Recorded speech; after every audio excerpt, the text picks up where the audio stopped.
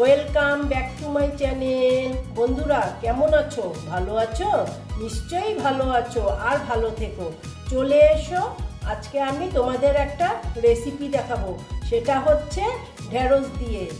এসো আমি কি করে করছি, তোমরা আমার সাথে থেকো। দেখো বন্ধুরা, আমি আজকে তোমাদেরকে ঢেঁড়সের একটা রেসিপি দেখাবো। দেখো আমি কি কি নিয়েছি। দেখো ঢেঁড়স আমি কেটে নিয়েছি, ঝিরিঝিরি করে কেটে নিয়েছি। তারপরে নিয়েছি দুটো ডিম। তারপরে নিয়েছি দেখো রসুন, একটা রসুন নিয়েছি, দেখো একটা রসুন নিয়েছি। আর একটা পেঁয়াজ নিয়েছি, আর টমেটো আর কাঁচা লঙ্কা। এটাই আমি তোমাদেরকে করে দেখাবো। হ্যাঁ ঠিক আছে, তোমরা সাথে থেকো। দেখো বন্ধুরা, আমি গ্যাসটা জ্বালিয়ে দিয়েছি আর কড়াটা বসিয়ে দিয়েছি। কড়াটা প্রায় গরম হয়ে গেছে। এখন আমি দিয়ে দিচ্ছি তেল।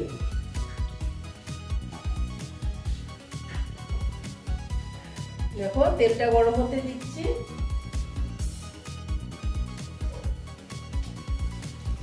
দেখো তেলটা মোটামুটি গরম হয়ে গেছে। এবার আমি ফোড়নে দিচ্ছি সাদা জিরে।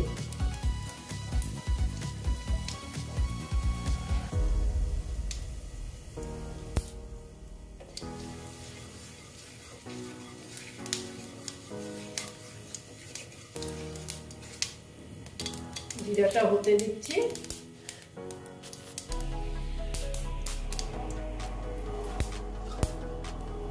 দেখো জিরেটা প্রায় হয়ে গেছে, সুন্দর গন্ধ বেরিয়েছে। এবার আমি দিয়ে দিচ্ছি রসুন কুচি।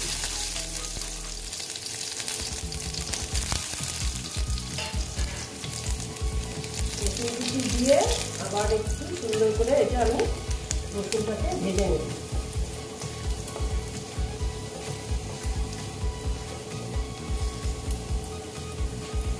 দেখো রসুনের সঙ্গে সঙ্গে আমি দিয়ে দিচ্ছি পেঁয়াজ কুচি করে দিয়ে দিলাম।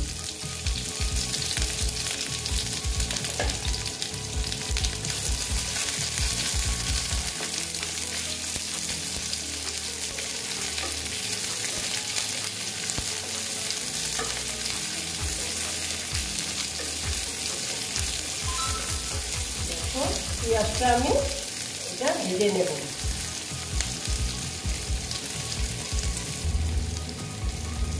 দেখো পেঁয়াজটা আর একটু ভেজে নিচ্ছি। এই রেসিপিটা তোমরা লুচি তারপর আর পরোটা, ফ্রাইড রাইস সব কিছুর সঙ্গে খেতে পারবে। হ্যাঁ দেখো পেঁয়াজটা এইরকমই ভাজা হলো। তার মধ্যে আমি দিয়ে দিচ্ছি এখন টমেটো কুচি।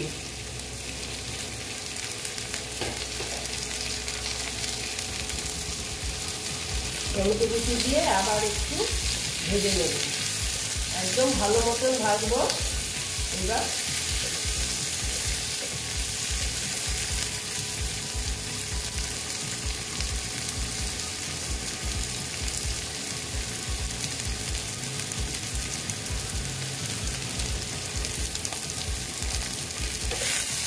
দেখো এখন আমি দিয়ে দিচ্ছি কাঁচা লঙ্কা। দেখো কাঁচা লঙ্কা কুচি দিয়ে দিলাম।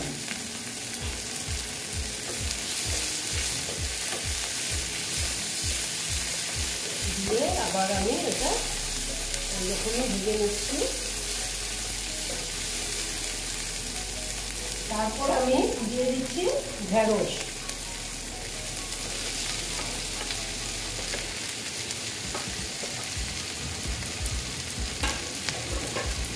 ঢেঁড়সটা দিয়ে আমি আবার এইগুলো দিয়ে ভেজে নেব। আমি কিন্তু স্টিমটা কম রেখেছি, আস্তে আস্তে হবে।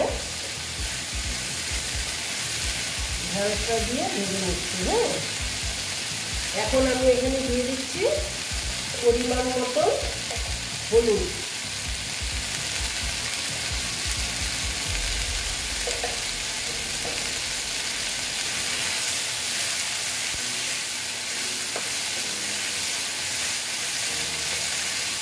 নুনটা একটু পরে দেবো। হলুদটা দিয়ে ঢেঁড়সটাকে আমি ভেজে নিচ্ছি ভালো মতন।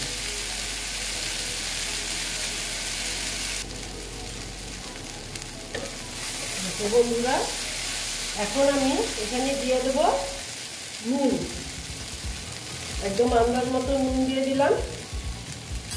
তারপরে আমি দিচ্ছি এখানে অল্প জিরের গুঁড়ো দিয়ে আবার আমি একটু নেড়ে চেড়ে নিচ্ছি।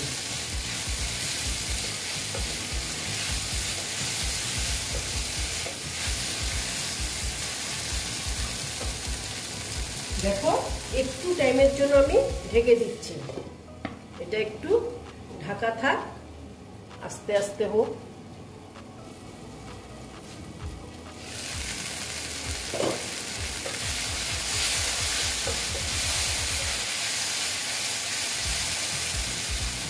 তারপরে এখানে দিচ্ছি আমি গরম মশলার গুঁড়ো,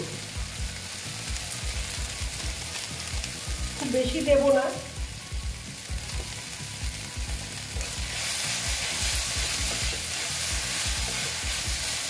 দেখো, স্টিমটা একটু বাড়িয়ে দিয়েছি।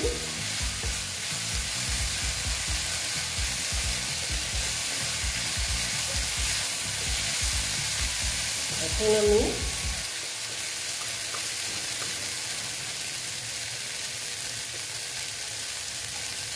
এখানে অল্প দিয়ে দিচ্ছি তেল, দিয়ে দেখো এই যে ডিমটা আমি এখানে দিয়ে দিচ্ছি।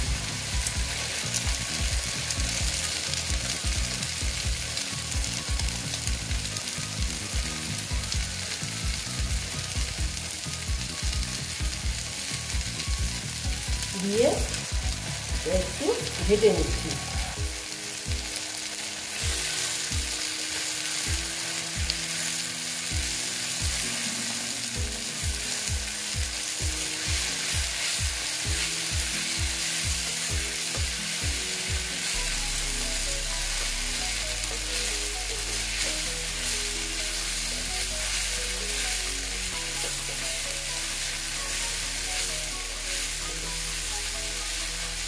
ডিমটা একটু কমিয়ে দিলাম।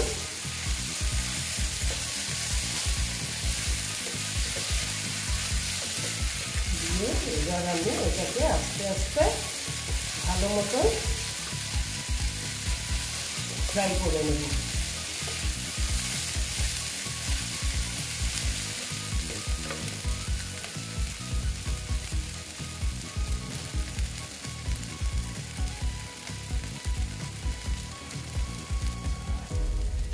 দেখো বন্ধুরা, আবার দেখে নিচ্ছি।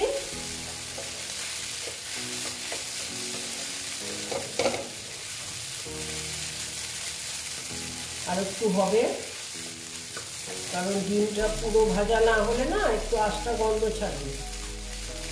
সেই জন্য আমি গন্ধটা যেন না ছাড়ে সেই জন্য আমি গরম মশলা দিয়েছি আর রসুন দিয়েছি। আদাটা আমি দিইনি, আদাটা ইচ্ছে করলে তোমরা দিতে পারো, কোনো অসুবিধে নেই।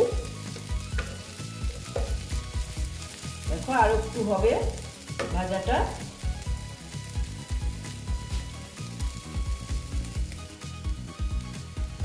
দেখো মোটামুটি আমার ভাজাটা হয়ে গেছে। স্টিমটা একটু বাড়িয়ে দিলাম। দেখো মোটামুটি আমার ভাজাটা হয়ে গেছে, ডিমটাও সব এবং ছাড়া ছাড়া হয়ে গেছে।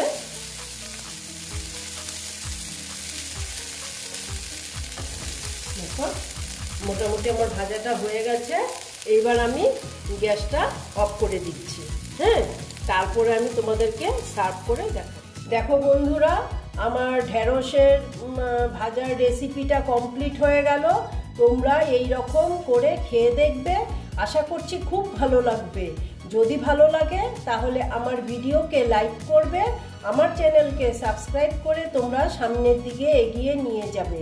নেক্সট রেসিপি নিয়ে আবার তোমাদের কাছে আমি ফিরে আসব। বন্ধুরা, তোমরা কিন্তু দেখবে, দেখে তারপরে একটা লাইক দিবে। ঠিক আছে? ভালো থেকো, সাবধানে থেকো। ওকে।